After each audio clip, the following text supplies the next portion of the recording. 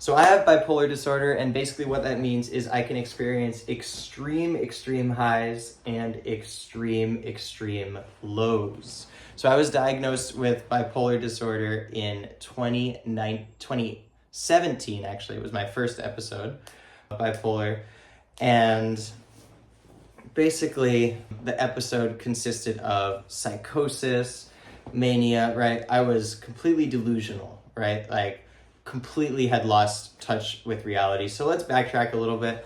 During that time, I had experimented with acid, which if you have a predisposition to bipolar is not usually a very good idea to be doing that. Obviously, I didn't know that I had a predisposition to bipolar disorder. So yes, I had just done acid, and I had been following that. I had been kind of seeking this continuous search for purpose in life through spirituality, and through this, I ended up during this time finding a church that was very extreme with their viewpoints. They kind of took a lot of things from the Bible very literally. And, I was having a really bad day.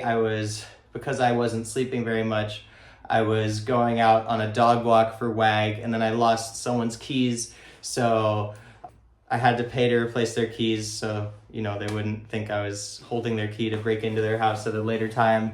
And anyways, a bunch of bad stuff had happened, and my bike tire went flat. And after that, some guy invited me to go to a Christian breakfast. And basically, it was a brotherhood event, and he said there was going to be martial arts. That appealed to me because I wrestled in high school. So I was like, okay, this sounds dope. Like, show up, get food, martial arts. Sounds like a great vibe.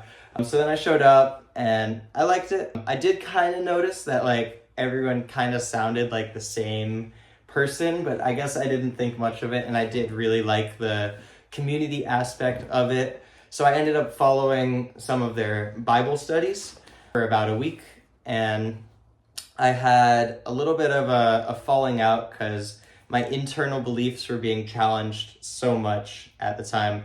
And basically, I had to like accept beliefs that like if I wasn't doing X, Y, and Z, that I was going to hell. Like, doesn't matter how good of a person I was, if I wasn't repenting to Jesus Christ, that I was going to hell, that other people in my family who did that were going to hell. And I think the moment that really broke me was when it was like, okay, your mom is going to hell. Like, it was like through my head, I was walking around, I'm like, wait, that just doesn't sound right, because she passed away when I was 13.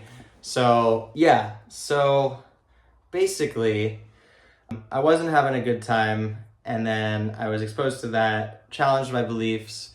I started just kind of biking around, getting less and less sleep, getting very into biking, 30-40 miles when I'm just an untrained biker, just going around. And yeah, I was getting skinnier and skinnier as well. And then eventually I got transitioned to an inpatient psychiatric hospital where I stayed for 2 weeks, then got transferred out for a day. Then they decided, oh wait, he's not ready for real life. They threw me back into another hospital after that. And yeah, it was a pretty surreal experience, and was actually the kind of transformation from wanting to do a career in music business to music therapy, because music was really that profound thing that was able to get me out of that situation. When I was in the second hospital, one of the therapists, one of the staff members, I'm actually not sure what his position was because I was kind of in some state, right? He actually brought in some music, printed out some lyrics, and we just sang songs. And the amount of help that this had, just kind of grounding me back into my life and just everything going on, was just astounding. So music was just something from that inpatient setting, sorry, bumping the camera, from that inpatient setting was able to help me out so much. music was really, really there for me in that moment, and it really ended up being the pivot for, hey, I don't need to be a performer or a music business. Like, I really want to be able to help people in the way that I was helped, and had my life just like transformed in that way. Because, you know, without that, who's to say, without being able to come back to music, who's to say where I would have ended up in that situation? Psychosis is a very scary thing. And I was full of psychosis and delusional thoughts, right? Thinking that like people could come back after they died, thinking that people that in my life that had already died were coming, like I was gonna see them again, like in this life, thinking that I was in a parallel reality between realities, and what I did here influenced what was happening somewhere else on like a grand level. Like, so grandiose thinking is also, you know, a criteria of bipolar. So going into the criteria, so I have bipolar 1, which means my episodes are infrequent but very, very strong, right? So I've actually had 3 episodes in my life. I've had one in 2017, one in 2019, and one in 2023, which was pretty recent, unfortunately. But, you know, the first episode was the strongest. I would say 2019 was the 3rd strongest. 2023 was actually pretty strong as well. So it was, yeah, they're pretty scary, and they really impact everyone involved. Pacing at 2 a.m., just crowded with thoughts that don't really concur with reality. Thinking that there was also paranoia thoughts, thinking people are out to get me, government agencies are after me. Like, it's actually insane, because 98%, 99% of the time when I'm not in an episode, right, like everything is fine. Like, there's no like no thoughts of that nature.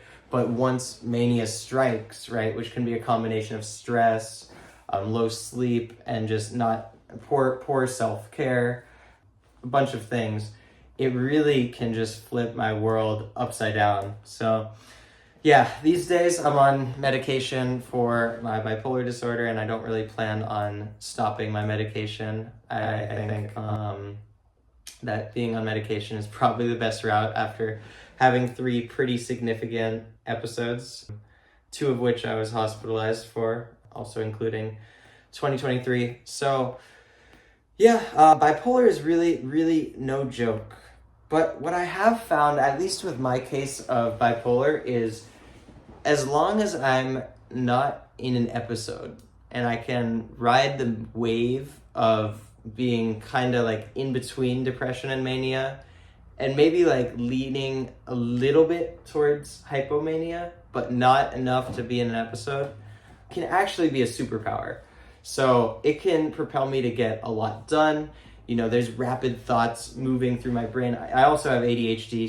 Fun fact, 70% of people with bipolar also are comorbid with ADHD. So, and then also 1 in 5 people with ADHD are comorbid with bipolar disorder. ADHD is more prevalent than bipolar disorder. So there you go. But yeah, that's why I am very interested in using music within the mental health setting. And I have a little bit of experience helping people during my senior year of practicum. This would be 2022. I was in a psychiatric inpatient center for adolescents providing music therapy services, which was actually very rewarding. Being able to be on the other side of things, right? Even though it wasn't an adult inpatient psychiatric, being able to be in a adolescent center was very rewarding, and kind of let me kind of tap into that energy of being on the other side, but then seeing it, being able to personally relate with the clients on the other side and be able to provide that service as someone on the outside in a healthier state. So it was really cool to be able to tap back into that energy. Yeah, so this is a big reason why I kind of pivoted towards, instead of music business, to music therapy. And although in the short term right now, financially, I definitely would be, with the numbers, more successful had I chosen another career path. This is the career path that I have gone for right now, and the finances will come. So, but I am personally driven to this field very much so. So, thank you so much for listening. I hope you have a great rest of your day, and yeah, if you made it this far, you're awesome. If you or someone you love are affected by bipolar, feel free to leave a comment or direct message me if you don't want other people to see your comment. Would love to hear from y'all, and have a great rest of your day. Bye-bye.